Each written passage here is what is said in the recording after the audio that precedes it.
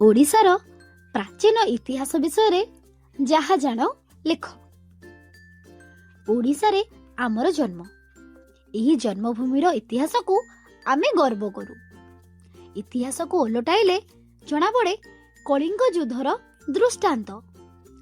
ସାଧାରଣତଃ ପ୍ରଜା ନିଜେ ସମ୍ମାନ ଓ ସ୍ୱାଭିମାନକୁ ବଜାୟ ରଖିବାକୁ ଆତ୍ମବଳି ଦେଇଥିଲେ। ସେମାନଙ୍କ ବୀରତ୍ୱ ସାହସ ଆଗରେ ମହାପ୍ରତାପୀ ଅଶୋକ ଚଣ୍ଡାଶୋକରୁ ଧର୍ମାଶୋକରେ ପରିଣତ ହୋଇଥିଲେ। ସମଗ୍ର ଭାରତ ବର୍ଷରେ ଓଡ଼ିଶା ପ୍ରଥମ ରାଜ୍ୟ ଯେ ସମୁଦ୍ର ପାରି ହୋଇ ନୌବାଣିଜ୍ୟ କ୍ଷେତ୍ରରେ ଦେଶ ଓ ଉପଦ୍ୱୀପରେ ପ୍ରତିଷ୍ଠା ଅର୍ଜନ କରିଥିଲେ।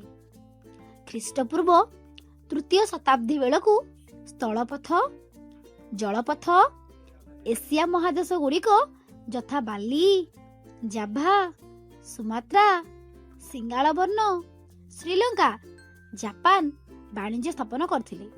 ବର୍ତ୍ତମାନ ଯୁଗରେ ବିଜ୍ଞାନ ଆବିଷ୍କାର ବଳରେ ଗୋଟିଏ ରାଜ୍ୟରୁ ଅନ୍ୟ ରାଜ୍ୟକୁ ଯାଇପାରୁଛନ୍ତି।